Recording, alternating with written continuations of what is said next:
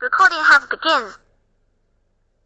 Assalamu alaikum wa rahmatullahi wa barakatuhu. My name is Shazad Hussain and I live at 20 Primary Way in Undercliff. And today it's been 109 days since my brother's been kidnapped and taken from my care and being held in some unknown location by Bradford Council against his will and without giving me any information. So today is Saturday, the 25th of November 2023, and the time is getting to be around about 9 o'clock, so a bit of a late one today. Just obviously very alone and depressed and isolated, and it just shows you the nature of power. The nature of power is all to do with control, isn't it? That's the nature of power, isn't it? Because look at this, they've done something to me because I was looking to expose their fraud and corruption, and as a consequence, my life has been ruined. Not that my life was not ruined beforehand. I mean, this saga between myself and Bradford Council goes back 20 years or 23 years since the year 2000, when I started this role under a family trust fund that was created by my mother. But obviously, we as a family have been affected by this issue since 1983, when my brother first had a mental breakdown. My older brother Nazim, since 1983, and became known to the authorities. So we as a family have been known to the authorities for 40 years. I've been doing this for over now 20 years. So for over that 40-year time period, we've had the whole life taken out of all joy and happiness. 40 years is a lifetime, isn't it? It's a whole working career. 40 years since 1983, we've been loaned to the local authorities and we've been targeted, and they've not helped us, but they've basically utilized and used us and exploited us for their own personal gain and benefit, and yet given the impression that they're doing things for for our benefit, when the reality is that they've found a way to make money out of our misery. And yeah, it's just a very miserable day, isn't it? It's like cold and short days outside. I seem to be living in a groundhog day. Every day is exactly the same. Every day I ring up the council, I ring up the solicitors. I'm now contacting West Yorkshire Police to tell me, look, where have you taken my brother? Where is he? How can we not know where he is? How can you take him? Under what legal framework have you taken him and are holding him hostage like this? And against his will, against my will, against all these laws that you purport to be working under, they're all just lies and deceptions. It's all just a falsehood, isn't it? When they tell you, oh, look, we're giving you these rights. Their rights are should be immutable. They should be unchangeable. But the reality is that they reconstitute rights of privileges, and then they withdraw their privileges and cancel you. I mean, look, just take this for example. This aspect of freedom of speech. This is one of the greatest aspects of living in a Western liberal democracy. Your freedom of speech. You can say what you want to say, as long as it doesn't, incite hatred or cause, And then all of a sudden, where's that line being drawn? Of opinion versus freedom of speech. It's just a very bizarre situation to find myself in. And one of the things in the news today is, I think it's the Danish leader who's been elected. He's a far-right Danish leader, Geert Wildner. And he has an opinion. Obviously, he's very anti-Islamic. Does not believe, does not uphold Muslims, but he's also very anti-Semitic. I remember him denying the Holocaust and being banned from coming to the UK because of his anti-Semitic views. I mean, now he's a leader of a country now. So, it's bizarre that, one person's freedom changes. I mean, these basically rights that you say, they change over time. They are subjective to your personal conduct and behavior. To leave it to the situation where effectively just everything is just a facade and it's just a saying. It's not reality. It's all rhetoric. That's all it is. It's a world full of rhetorics.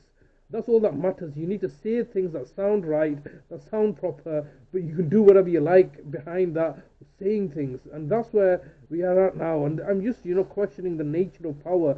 I mean, the thing is, they took all my money away. So basically, they've putting economic sanctions upon me. And they've put economic sanctions on me now for nearly 10 years. So I've got no means to make money. And thus forcing and railroading me to becoming a true criminal, selling drugs or doing all sorts of other villainous things in order to make money illegally, because there's no legal and lawful way for me to make money whilst continuing to being a carer. But so they put economic sanctions on us. But I just think to myself, do you think if I had £1 million or £10 million or £100 million in the bank that they couldn't do this to me? Of course they could do.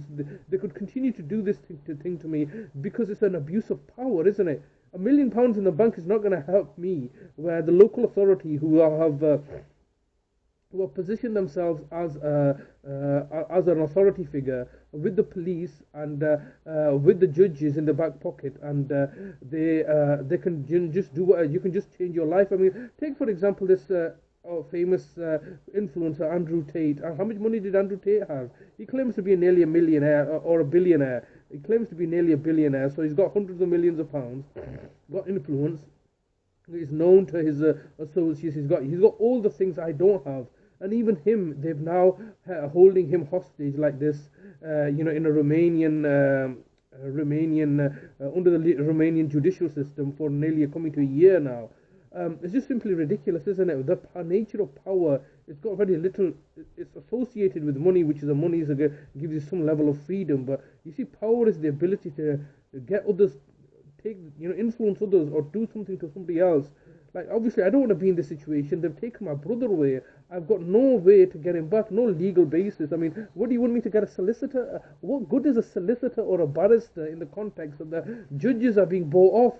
I mean, just game over, isn't it, when you can buy off the judges? And this is one of the reasons that it's so important to have the independency of the judiciary, not to be influenced. But people are people at the end of the day. And this situation now, where what I'm facing is, inconceivable or it's basically impossible to deal with, other than being, held captive like this and held a prisoner by the authorities in this manner. So just to say this really, really ridiculous. I'm really, really struggling to know what to do next. Every day is a Groundhog Day. I mean, I'm just living in another form of prison, because they control my money, they control where I go. I don't even go out anymore. I just don't want to go out. What am I going to go out for, to achieve what, to do what? I don't even feel like going outside. I've got nobody to associate with. They want to keep me alone, isolated, so they can control me under the guise of we're acting in the best interest of vulnerable people. Why have you taken my brother away from me? They've just equally done, and they've just taken my mother away from me as well. Now they've taken my brother. Previously they've taken my mother. Previously to that they've obviously done my older brother in, and then previously to that they've done my father in, and it's just simply, we're in this situation, and there's no way out, and everybody comes along and for a short while and says we're going to do something. Everybody loses patience after a while. A year, 2 years, they're holding me captive now for over 20 years and not finding any resolution, and it just shows you the true nature of power. It's rhetoric to feed the people, to satisfy them, and the reality is something do as they please to achieve whatever they want for their own benefit. So yeah, it's just another cold day in November. No progress being made. Nobody's looking to engage with me, and it's just that silent treatment that they're giving you. It's just basically, what's the word? It basically very, very demoralizing to say that nothing you say has any value, and this is the nature of racism, innit? Where what you say has little or no value, and people do as they please over your life. Very, very disappointing. And torturous, but there's very little I can do. Just sit here, wait for whenever they decide what next villainous actions they're going to take against me, and all I can do is just roll with the punches and just try to stay alive, to survive this nightmare that they've put me into, simply because they can't do their jobs properly. They're scamming the system, they're scamming the people, and making everybody's life a misery so they can financially plunder and profiteer, drive people into narcotics such as drugs and gambling and all sorts of other things, so they degrade and humiliate themselves, and in order to achieve, in order to perpetuate a system that's designed to cause you to suffer. Luckily for me, I don't do any of this stuff. I don't drink alcohol, I don't do drugs, I don't gamble, I don't fraternize with anyone. I don't deal with the money now. I'm just trying to be faithful to my religion, and that's the only saving grace I have, my solace in my religion.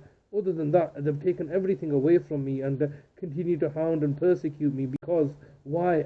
I choose to expose their lies and corruption. They want me to perpetuate their lies, and I refuse to do so.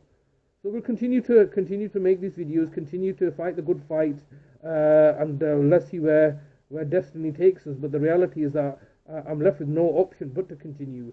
All I want to do is try to get my brother back, and they are looking to prevent this from me as much as they can. So we'll leave it there.